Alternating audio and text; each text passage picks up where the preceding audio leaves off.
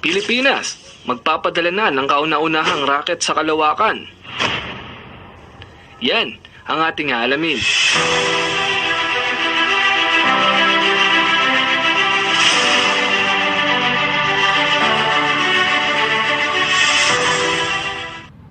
Bago tayo magpatuloy ay pasalamat muna tayo sa sponsors ng video na to.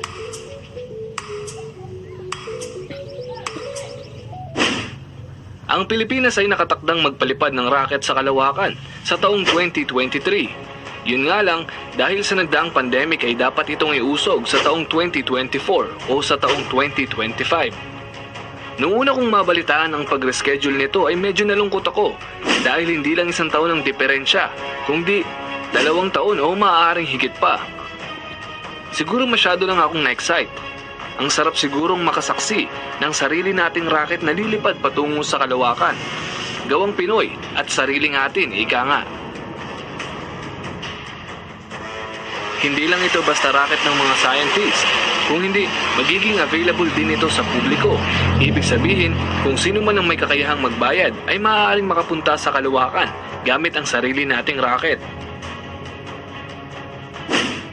Teka muna. Magkano bang ticket papunta dito? Sinubukan kong hanapin sa internet kung magkano, pero wala pang inisyal na presyo.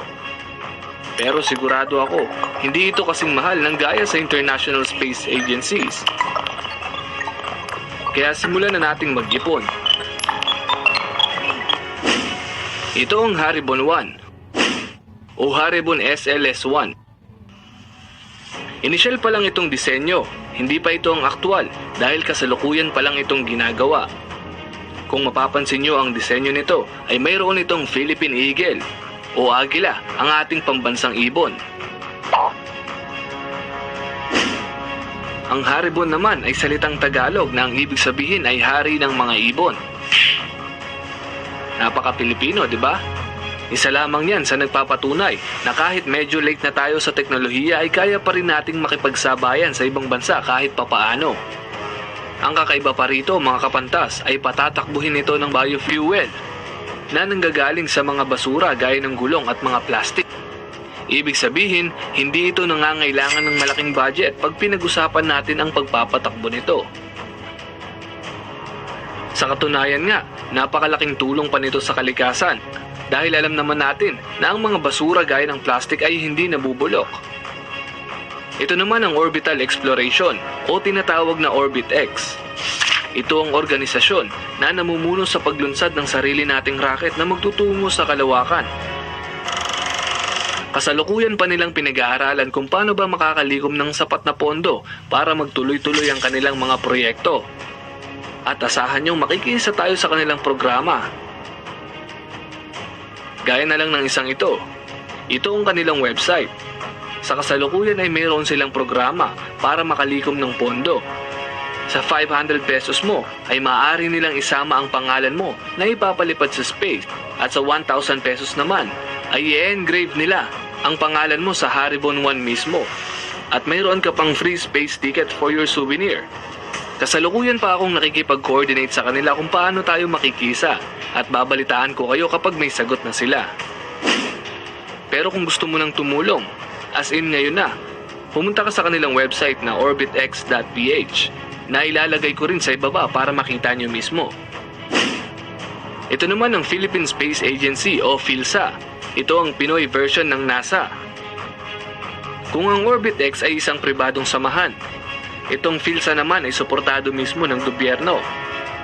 Sa katunayan nga, paunang nakatanggap na sila ng 1 bilyong pisong pondo mula sa national budget at karagdagang 10 bilyong piso mula sa iba pang ahensya ng gobyerno. Ang malaking pinagkaiba ng OrbitX sa PhilSA ay ang kani-kanilang layunin. Ang OrbitX ay parang SpaceX ni Elon Musk. Ang layunin nito ay magpadala ng tao sa space, sa buwan at maging sa Mars.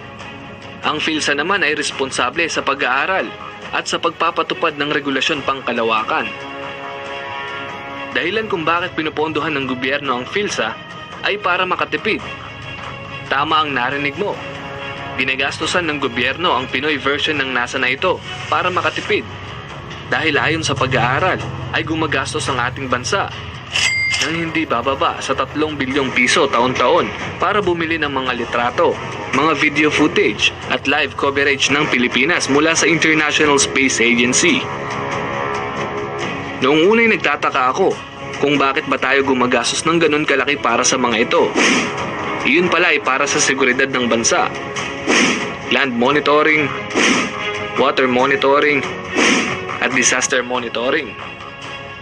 At hindi lang laban sa labas ng bansa, pati na rin sa loob nito.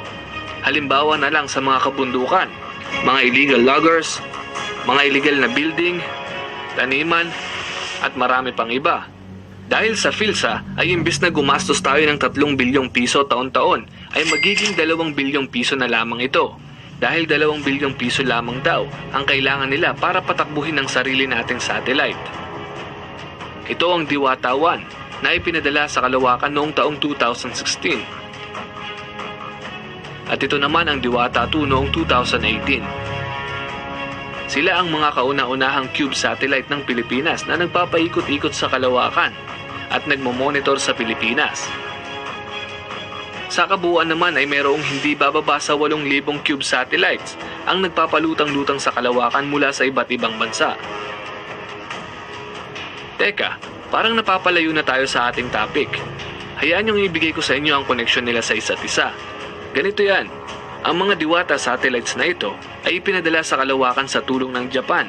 Kumbaga, para lamang tayong nakikisabit para maglabas ng sarili nating satellites.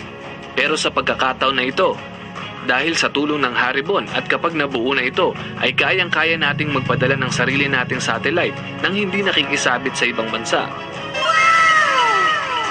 At isa pa, mayroon na tayong 3 opisina ng PhilSA dito sa Pilipinas. Isa sa QCUP Diliman, isa sa Davao, at ginagawa na rin ang isa pa sa Iloilo. Medyo nakaka-proud yung part na yon. Nakikipagsabayan tayo pagdating sa pagtuklas sa kalawakan. Kaya naman, sa ating pagtatapos ay isa lang ang mensahe ko sa ating mga kapantas. Suportahan natin ang sariling atin. Huwag maghilhan pababa. Yun lamang po para sa videong ito.